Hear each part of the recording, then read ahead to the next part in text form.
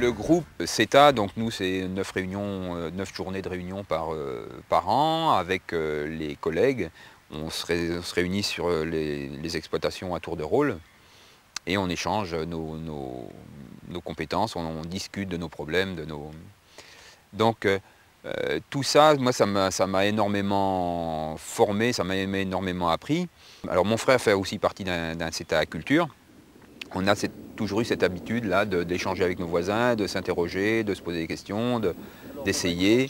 Et je pense que c'est la base du métier, enfin c'est un des piliers du métier d'agriculteur, c'est toujours se remettre en cause et ne jamais considérer certaines choses comme acquises définitivement. Alors pour en venir à l'AEI, au niveau de la FNGEDA, on s'est dit, il y a quelque chose à creuser derrière ça. Et puis on a commencé à réfléchir autour de ce concept AEI.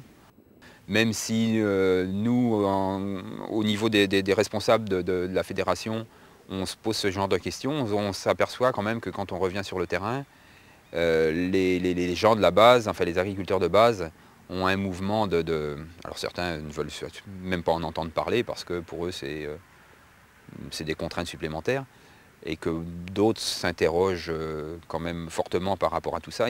Ils ont du mal à y mettre un contenu. Et nous, en tant que responsable de groupe, notre responsabilité, si on est élu, c'est aussi essayer d'aller de l'avant et de pousser la réflexion et de faire s'interroger les gens. On s'aperçoit que quand on veut aller trop vite sur des concepts comme ça, on a un sentiment de rejet, de recul, et qu'il faut savoir amener cette réflexion-là de manière peut-être un peu détournée ou à partir de critères techniques. C'est plus facile, quand on a fait quelques groupes, c'est plus facile de faire venir les gens par le travail du sol, simplifié, le machinisme, que de les faire venir dans une réunion. On leur dit venez, on va faire de la stratégie sur l'AEI, on va essayer de vous expliquer ce que c'est. Là, en général, il y a un sentiment de peur ou de retrait.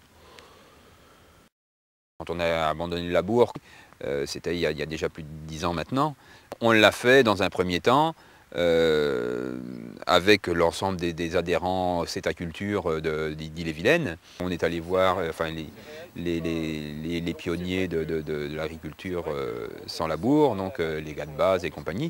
Et puis on a de très bons contacts avec eux et on continue de progresser en ce sens-là.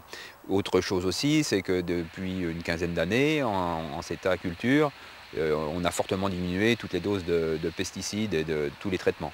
Mais je pense que c'est souvent plus facile de faire passer ces mesures-là ou ces nouvelles méthodes sous le couvert d'économie que sous un couvert purement écologique ou pour le bien de la planète, parce que même si tout le monde n'est pas forcément réceptif à ces arguments-là. Alors, je pense que l'AEI est sans doute une bonne opportunité pour redynamiser les groupes. Je pense que ça peut être l'occasion de relancer les groupes. Les réseaux, quels qu'ils soient, alors donc moi mon réseau c'est plutôt CETA, GEDA, FNGEDA et par extension TRAM, donc qui est notre organisme de tutelle au niveau national, mais il y a aussi les autres réseaux que sont les CIVAM, les réseaux bio, enfin bon, là-dessus on n'est absolument pas sectaire ni fermé. Je pense que ces réseaux-là sont des vecteurs intéressants pour diffuser ce que peut être l'AEI et ce que doit être la prochaine, enfin l'agriculture de demain. Le rôle des groupes, c'est justement de défricher, c'est d'inventer, c'est d'expérimenter. Et puis on a aussi le devoir de mettre ces nouvelles techniques-là à la disposition du plus grand nombre. Les groupes ont cet avantage-là d'avoir des gens motivés qui viennent spontanément adhérer au groupe, donc qui sont prêts à aller de l'avant, alors que par exemple les chambres ont ce devoir, cette mission publique d'entraîner l'ensemble des agriculteurs à évoluer. Donc je pense qu'il faut faire un mix des deux, dans le sens où l'AEI, ce n'est pas une religion, ce n'est pas une obligation, il n'y a même pas de cahier des charges, ce qui est à la fois un avantage et un inconvénient. Un avantage parce que ça permet d'expérimenter ce qu'on veut et de chercher très large. Et c'est un inconvénient aussi parce que, ben, voilà, tout le monde peut dire faire de l'AEI. Est-ce que parce qu'on a supprimé la charrue, on fait de l'AEI ou est-ce que... Voilà, je pense que l'AEI, c'est beaucoup plus que ça. Mais il ne faut pas que ça soit un prétexte, justement, pour que tout le monde dise « je fais déjà de l'AEI, donc c'est pas la peine que je me remette en cause ».